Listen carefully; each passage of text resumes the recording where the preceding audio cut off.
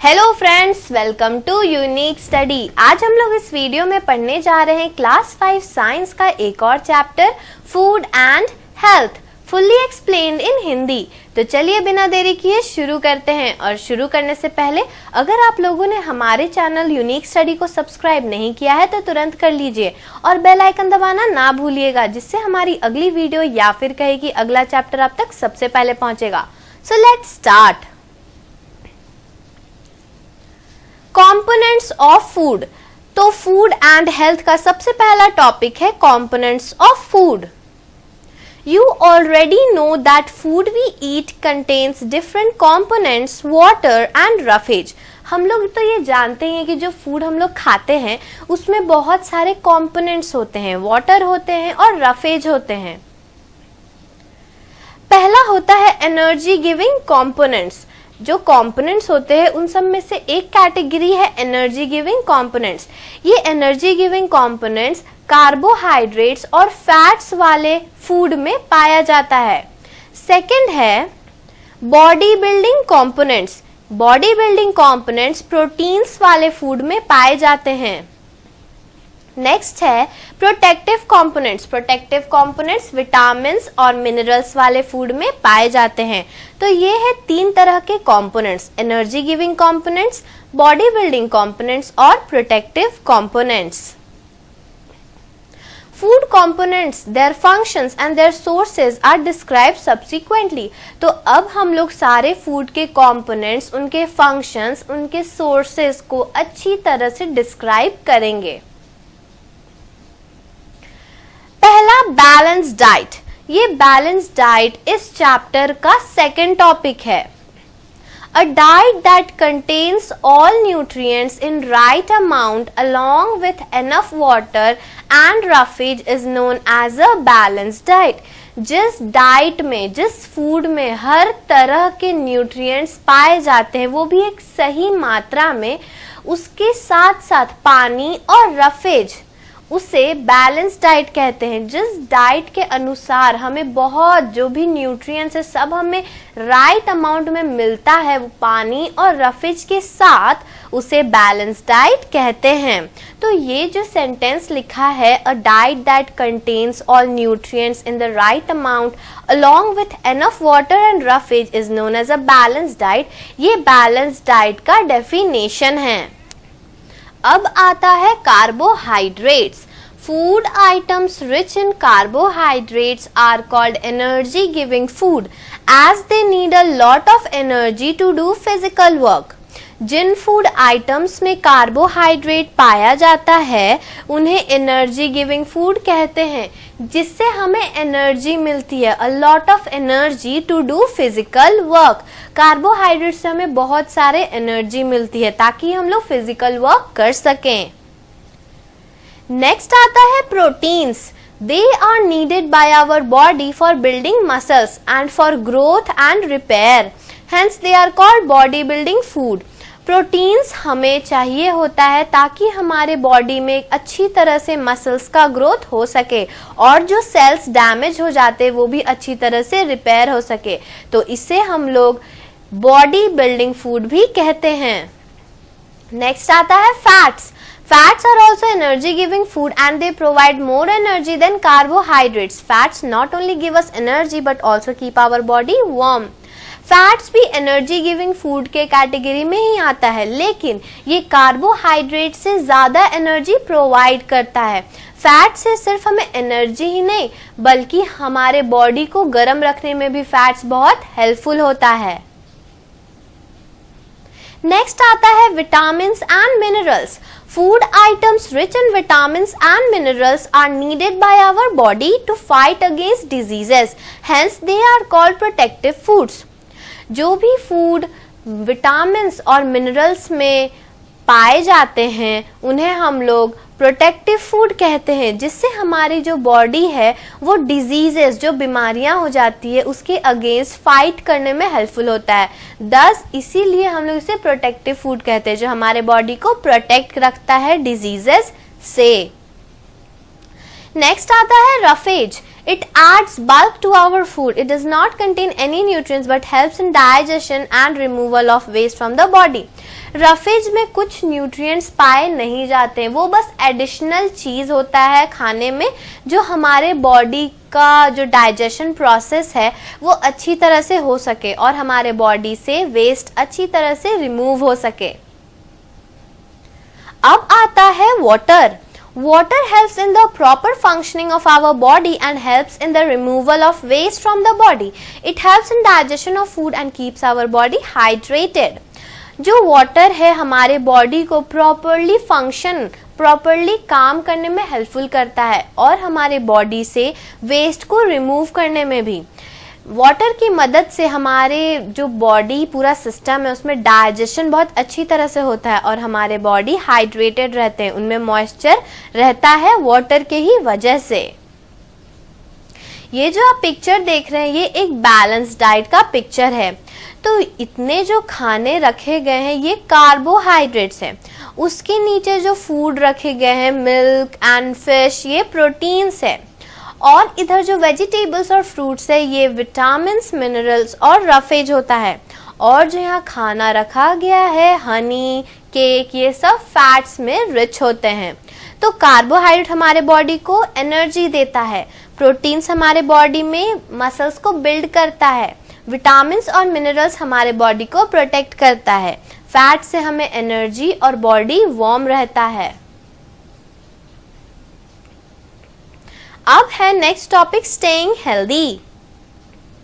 Besides, balanced diet, rest, exercise and correct posture are very important for a healthy and strong body. Balanced diet के अलावा आराम करना, exercise, correct posture में रहना हमारे body को और भी हेल्दी और स्ट्रॉन्ग बनाता है। पहला टॉपिक है rest. We should take sufficient rest as it rejuvenates our mind and repairs the body. पहला पॉइंट आता है रेस्ट का कि हमें कम से कम अच्छी तरह से रेस्ट कर लेना चाहिए जिससे हमारा माइंड अच्छी तरह से काम करता है और हमारे बॉडी में जो सेल्स खराब हो गए हैं वो सब रिपेयर होते हैं। सेकेंड है we should sleep at least for about 7 to 8 hours. हमें हर दिन 7 से 8 घंटे की नींद लेनी चाहिए, हमें हर दिन 7 से 8 घंटा सोना चाहिए। Sufficient rest keeps us fresh. Next है exercise. We should exercise regularly to stay fit and for proper blood circulation. Yoga is also recommended for healthy living.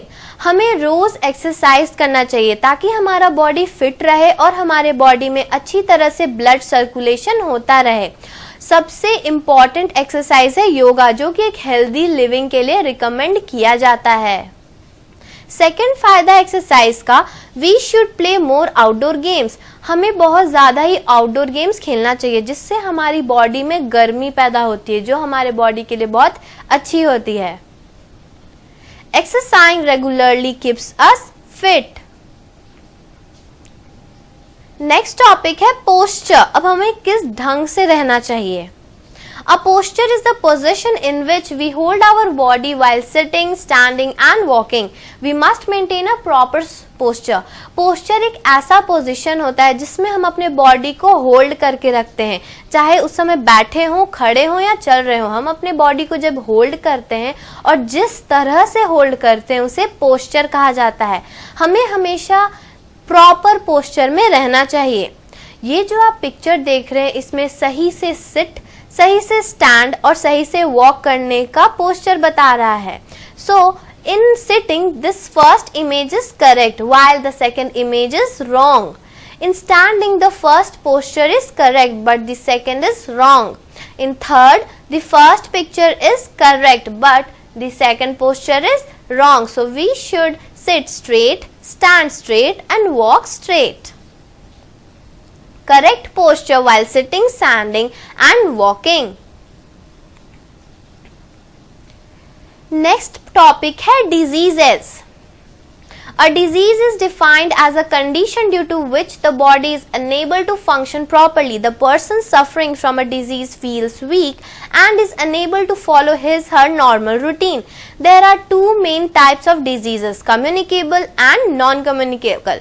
Disease क्या होता है? डिजीज एक ऐसा कंडीशन होता है जिसकी वजह से हमारा जो बॉडी है वो अच्छी तरह से फंक्शन नहीं कर पाता है। जो भी पर्सन डिजीज से सफर करता है उन्हें बहुत वीक फील होता है, बहुत कमजोरी फील होती है और वो अपना नॉर्मल रूटीन फॉलो नहीं कर पाते हैं। तो डिजीजेस के भी दो मेन टाइप्स होते हैं, कम्युनिकेबल डिजीज और non communicable disease. Non-communicable disease. Non-communicable diseases are those that do not get transmitted or spread from one person to another. Non-communicable diseases that are caused due to lack of certain components in our body are called deficiency diseases. Some deficiency diseases, their causes and symptoms along with the sources of vitamins and minerals are tabulated on the next page. तो non communicable diseases वैसे diseases होते हैं जो एक person से दूसरे person तक नहीं स्प्रेड होते हैं, किसी को भी छूने से या पकड़ने से वो डिजीज फैलता नहीं है, तो उसे हम लोग नॉन कम्युनिकेबल डिजीज कहते हैं।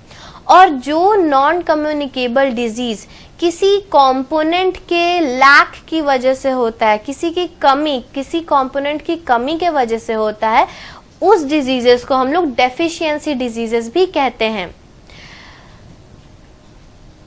यहाँ पे कुछ डिजीजेस दिए गए हैं, डेफिशिएंसी दिया गया है, सिम्टम्स दिया गया और sources of vitamins and minerals दिया गया है। तो पहला डिजीज है नाइट ब्लाइंडनेस। पहला डिजीज है नाइट ब्लाइंडनेस। नाइट ब्लाइंडनेस क्यों होता है? जब हमारे बॉडी में विटामिन ए की कमी होती है तब हमें नाइट ब्लाइंडनेस होता है। नाइट ब्लाइंडनेस में हम लोगों को डिम लाइट में अच्छी तरह से नहीं दिख पाता है और इस डिजीज से बचने के लिए हमें विटामिन्स एंड मिनरल्स यानी कि ग्रीन लीफी वेजिटेबल्स, कैरोट्स और मिल्क खाना चाहिए, जिससे हमारा ये जो डिजीज है वो कंट्रोल में रहे। सेकेंड डिजीज है बेरीबेरी, जो कि विटामिन बी की कमी से होता है। उसके वजह से हमारे जो डाइजेशन प्रोसेस है उसमें बहुत प्रॉब्लम आता है। तो इस डिजीज से बचने के लिए हमें milk, eggs, cereals and green leafy vegetables खाना चाहिए। थर्ड डिजीज है स्कर्वी। स्कर्वी विटामिन सी की कमी से होता है। स्कर्वी में हमारे जो गम्स है, हमारे जो टीथ में गम्स होते हैं वो ब्लीड करते हैं और स्वर्ल हो जाते हैं, बहुत ही ढीला हो जाता है, उसमें से ब्लीडिंग होते रहती है। तो इस डिजीज से बचने के लिए हमें आंवला, ऑरेंज और लेमन खाना चाहिए। नेक्स्ट है रिकेट्स, जो कि विटामिन डी के कमी से होता है। रिकेट्स क्या होता है? रिकेट्स में हमारे जो बोन्स है वो सॉफ्ट हो जाते हैं और बेंड करने लगते हैं। तो इस बीमारी से बचने के लिए हमें मिल्क और उसके प्रोडक्ट्स को खाना चाहिए। नेक्स्ट डिजीज है अनेमिया, जो कि आयरन की कमी से होता है। तो अनेमिया क्या होता है? अनेमिया से हमारे बॉडी में वीकनेस आ जाती है, lethargy, dark circles around eyes, loss of appetite, हमें भूख कम लगती है, कमजोरी लगता है, हमारे आंखों के आसपास डार्क सर्कल्स हो जाते हैं। तो इस डिजीज से बचने के लिए हमें ग्रीन लीफी वेजिटेबल और मीट खाना चाहिए, जिससे हमें अनेमिया से छुटकारा मिल सकता है। नेक्स्ट डिजीज है गॉइटर। गॉइटर आयोडीन की कमी से होता है। उससे हमारा जो नेक है स्वेल कर जाता है, बहुत ही फूल जाता है और ग्रोथ में भी बहुत दिक्कत आती है, इम्प्रॉपर ग्रोथ होता है। तो इस गॉइटर से बचने के लिए हमें नमक और सी फूड यानी कि समुद्री खाना खाना चाहिए, जैसे कि फिश और सॉल्ट लेना चाहिए। फिर है कम्युनिकेबल डिजीज। अभी हम लोगों ने पढ़ा नॉन कम्युनिकेबल डिजीज, वो ऐसा डिजीज होता है जो एक से दूसरे पर्सन तक नहीं फैलता है। अब बात करते हैं कम्युनिकेबल डिजीज के बारे में। These diseases are transmitted from a sick person to a healthy person by microbes or germs called bacteria, fungi, virus and protozoa. Communicable diseases जो डिजीजेस होते हैं वो एक सिक जो बीमार आदमी है उससे एक अच्छे खासे हेल्दी पर्सन को भी हो सकता है, चाहे वो छूने से हो या पकड़ने से, लेकिन वो ट्रांसमिट कर जाता है, जिसके वजह से जो सिक पर्सन में microbes, germs, bacteria, fungi, virus, protozoa ये एक हेल्दी पर्सन में भी पास हो जाता है और उससे भी बीमार कर देता है। तो ये है कम्युनिकेबल डिजीज। हमेशा याद रखिएगा कि कम्युनिकेबल डिजीज एक पर्सन से दूसरे पर्सन तक फैलता है और नॉन कम्युनिकेबल डिजीज एक पर्सन से दूसरे पर्सन तक नहीं फैलता है। The ways in which these diseases spread are given below। तो ये डिजीजेस कैसे स्प्रेड होते हैं? माइक्रोब्स, जो माइक्रोब्स, ये बैक्टीरिया, पहला माइक्रोब है बैक्टीरिया। पिक्चर, ये बैक्टीरिया का पिक्चर है। बैक्टीरिया के पास होने से हमारे बॉडी में टाइफॉइड, न्यूमोनिया, प्लेग और ट्यूबरक्यूलोसिस होता है। सेकेंड है फंगी, ये जो आप पिक्चर देख रही है फंगी का है। फंगी के वजह से बॉडी में स्किन डिजीजेस हो जाती हैं, एथलीट्स फूट हो जाते हैं, रिंग वॉर्म, जो कि पूरे पैर में गोल सा वॉर्म फैल जाता है। फिर नेक्स्ट आता है वायरस। वायरस के वजह से हमारे बॉडी में एड्स, पोलियो, चिकन पॉक्स और मीजल्स जैसी बीमारियां होती हैं। फिर लास्ट है प्रोटोजोआ। प्रोटोजोआ के वजह से हमारे बॉडी में food poisoning, malaria, amoebic dysentery भी हो सकता है। तो ये थे कुछ माइक्रोब्स और उसके द्वारा दिए गए डिजीजेस के बारे में। Through air, when an infected person sneezes or coughs, germs are released into the air. A healthy person can get infected by these germs. Common cold, influenza and chickenpox spread in this manner. अब air से जो communicable disease है वो कैसे कैसे फैलता है? तो पहला है एयर के वजह से। जब एक इन्फेक्टेड पर्सन, जो बीमार है, जिसे इन्फेक्शन है, वो जब छींकता है तो जो जर्म्स है उसके मुंह से एयर में रिलीज हो जाते हैं। और अगर वहां एक हेल्दी पर्सन है तो उस हेल्दी पर्सन को उन सब जर्म्स के वजह से इन्फेक्शन हो जाता है। तो क्या क्या डिजीज है जो एयर के थ्रू होता है? Common cold, influenza, chicken pox, इन्हीं तरह से फैलता है थ्रू एयर। नेक्स्ट है through direct contact. Germs that cause diseases like common cold, chicken pox, measles, ringworm, whooping cough and scarlet fever spread through direct contact with the sick person। अब direct contact मतलब क्या? कोई भी sick person से अगर कोई healthy person हाथ मिलाता है तब उसमें डायरेक्ट कांटेक्ट होता है, जिसके वजह से बहुत सारी बीमारियां फैलती हैं, जैसे common cold, chicken pox, measles, ringworm, whooping cough, scarlet fever और बहुत सारे डिजीजेस फैलते हैं। तो इसीलिए हमें सिक पर्सन से डायरेक्ट कांटेक्ट नहीं करना चाहिए। नेक्स्ट है through infected food and water. Flies and cockroaches carry germs and contaminate our food and water, which can cause diseases like cholera, typhoid, diarrhea, polio and jaundice. Milk from diseased cows can also be a source of infections. जो flies, जो मक्खी होती, जो cockroach होते हैं, वो सब germs को कैरी करते हैं, जो हमारे फूड या पानी में अगर बैठ जाते हैं तो उन सब germs को उस फूड और वाटर में स्प्रेड कर देते हैं, जिसके वजह से जो डिजीजेस है जैसे cholera, typhoid, diarrhoea, polio, jaundice, ये सब बीमारियां हो जाती है। अगर किसी डिजीज, किसी बीमार काऊ से अगर मिल्क लेते हैं तो वो भी एक इन्फेक्शन का कारण बन सकता है। इसीलिए हमें अपने फूड और वाटर को हमेशा कवर करके रखना चाहिए, ताकि जो फ्लाइज और कॉकरोचेस है वो सब उन पे बैठ के जर्म्स ना स्प्रेड कर सके और हमारे फूड और वाटर को कंटामिनेट नहीं कर सके। नेक्स्ट है through insects. Diseases like malaria, yellow fever, plague, dengue and kala azar are caused by blood-sucking insects like mosquitoes, fleas and sandflies. Malaria is spread through the bite of female Anopheles mosquito that carry the diseases carrying germs. Dengue is transmitted by the bite of an Aedes mosquito that is infected with a dengue fever. The bite of an infected frog spreads a disease called rabies.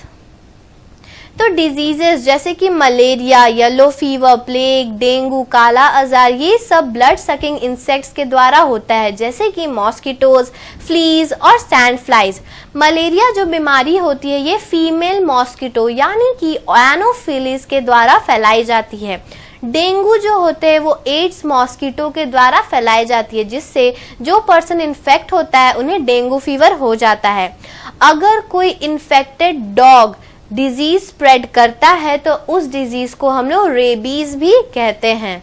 तो ये थे जो diseases जो insects के द्वारा फैलाए जाते हैं, malaria, Anopheles mosquito, dengue, Aedes mosquito, infected dog, rabies. Next है through carriers. Some diseases like typhoid, cholera and dysentery cannot be identified by looking at the person because a healthy person may carry germs of these diseases. However, people who came into contact with the carrier are in danger of catching the disease. कुछ diseases जैसे कि typhoid, cholera और dysentery, ये सब किसी एक person को देखने से नहीं पता चलता कि उन्हें डिजीज है या नहीं, क्योंकि ये एक हेल्दी पर्सन भी जर्म्स कैरी कर सकता है। और जो पीपल उन सब कैरियर के कांटेक्ट में आते हैं तब उन्हें डेंजर रहता है डिजीज कैच करने का, डिजीज हो जाने का। तो ये कैरियर्स के द्वारा भी कम्युनिकेबल डिजीज फैलाए जाते हैं। Example of some communicable diseases, their mode of transmission and preventive measures are tabulated below. तो कुछ एग्जाम्पल्स कम्युनिकेबल डिजीजेस के, उनके मोड ऑफ ट्रांसमिशन के और उनके प्रिवेंटिव मेजर्स के बारे में अब हम लोग जानेंगे। Disease, symptoms, mode of transmission, preventive measures.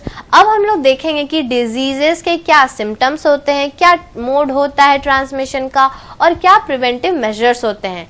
पहला डिजीज है मलेरिया।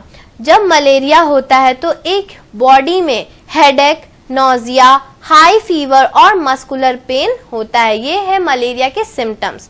अब ये मलेरिया होता किससे है? बाइट ऑफ मॉस्किटो, एक मॉस्किटो के काटने से मलेरिया होता है।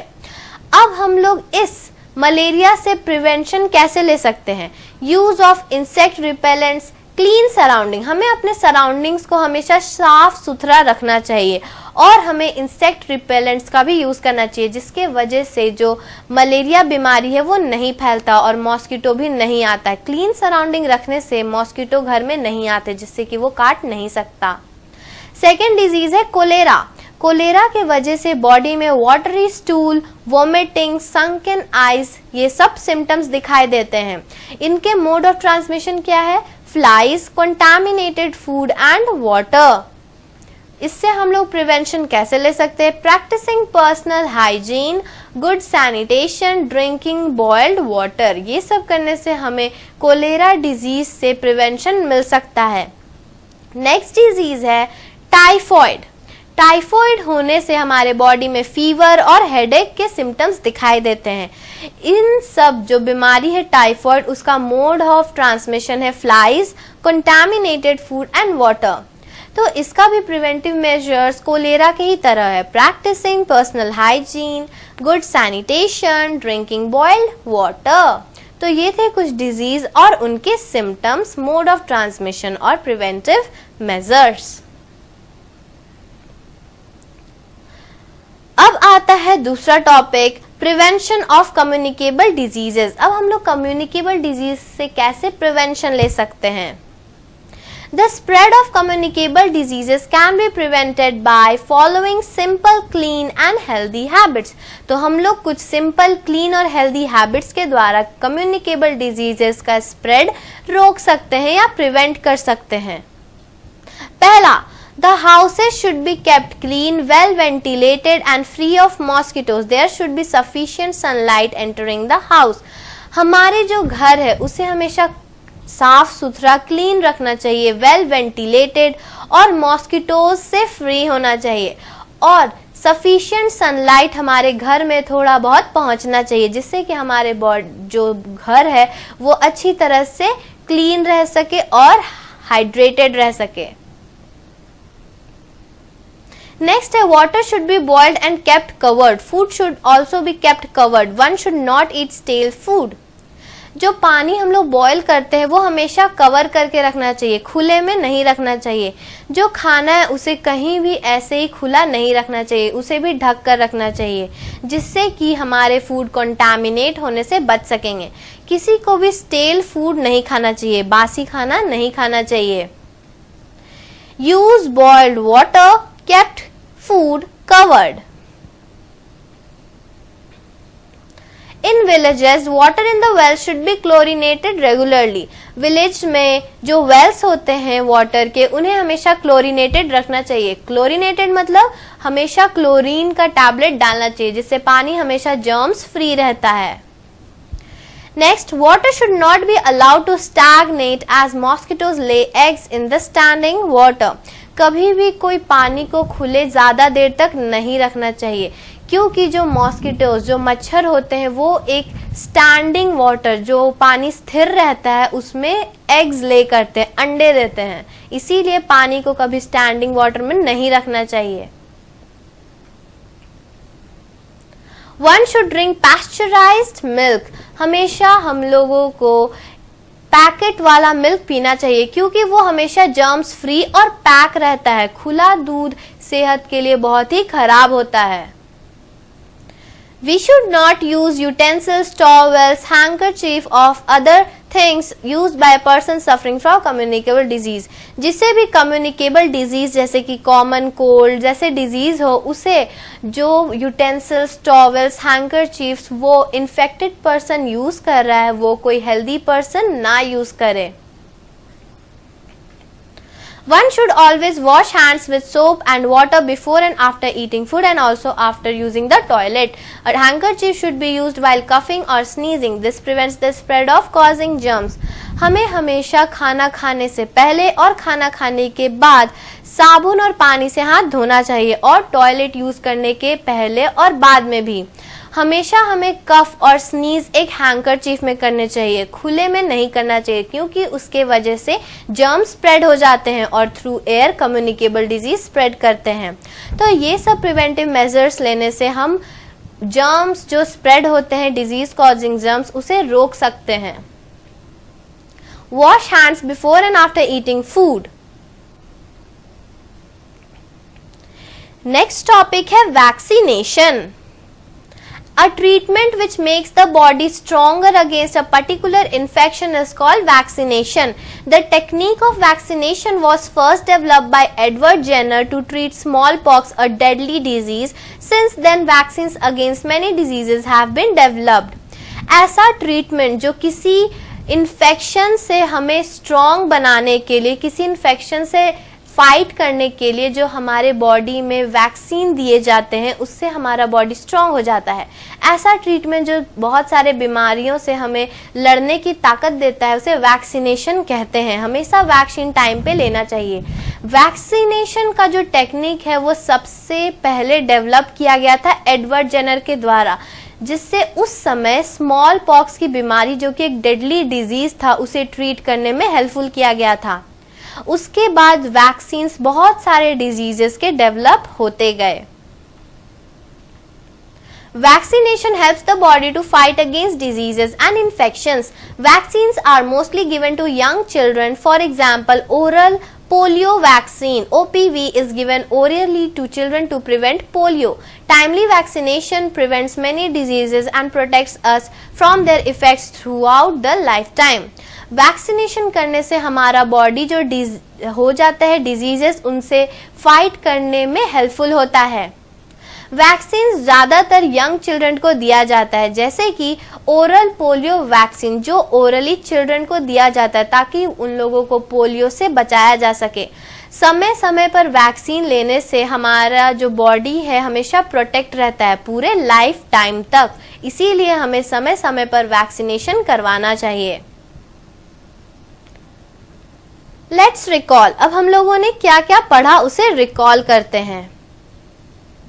Our body needs a balance diet, rest, exercise and correct posture to keep fit. हमारे बॉडी को एक अच्छा बैलेंस डाइट, रेस्ट, एक्सरसाइज और करेक्ट पोस्चर में रखना चाहिए, जिससे हमारा बॉडी फिट रहता है. Second, diseases are mainly caused by the malfunctioning of an organ, deficiency of some vitamins and minerals or through germs. Diseases mainly किसी organ के malfunction, किसी organ के अच्छी तरह ना काम करने पे फैलते हैं, और या फिर किसी विटामिन, मिनरल्स के डेफिशिएंसी, उनकी कमी के वजह से भी डिजीजेस फैलते हैं. जर्म्स के द्वारा भी डिजीजेस फैलाए जाते हैं. Proper hygiene and vaccination prevent the spread of communicable disease. अगर हम लोग अच्छी तरह से प्रॉपर हाइजीन और वैक्सीनेशन लेते रहे तो कम्युनिकेबल डिजीज से बचा जा सकता है। टर्म्स टू रिमेंबर, इस चैप्टर में कुछ टर्म्स है जिसे हमेशा हमें याद रखना चाहिए। Balanced diet, a diet that contains adequate amount of different components of food for the healthy functioning of our body। तो balanced diet क्या होता है? ऐसा डाइट जिसमें सारे न्यूट्रिएंट्स एक एडिक्वेट अमाउंट में पाए जाते हैं जो हमारे बॉडी के हेल्दी फंक्शन करने में हेल्पफुल होता है। तो ये बैलेंस डाइट का एक प्रॉपर डेफिनेशन है। सेकेंड है disease, a state in which our body is no longer in healthy condition is disease। So this is the correct definition of disease। Next, malnutrition, a physical state of person which results due to lack of essential food components in the body। किसी भी food components की कमी के वजह से जो बीमारी होती है उन्हें malnutrition कहते हैं। Vaccine, A substance which protects our body against diseases। Vaccine एक ऐसा सब्सटेंस होता है जो हमारे बॉडी को डिजीजेस से प्रोटेक्ट करता है। Pasteurized, milk is heated for some time at a particular temperature and then allowed to cool at a very low temperature to kill harmful bacteria। Pasteurized milk वैसा milk होता है जो बहुत ही एक पर्टिकुलर टेम्परेचर पे heat किया जाता है, फिर उसे कूल कर दिया जाता है एकदम लो टेम्परेचर में, जिससे जो हार्मफुल बैक्टीरिया है वो मर जाते हैं। और ज़्यादातर पैकेट वाले जो मिल्क होते हैं वो इंडस्ट्रीज में ऐसे ही बनाए जाते हैं। नेक्स्ट है क्लोरीनेटेड, ट्रीटेड विथ क्लोरीन, जो चीज़ क्लोरीन से ट्रीट किए जाते हैं उसे क्लोरीनेटेड कहा जाता है।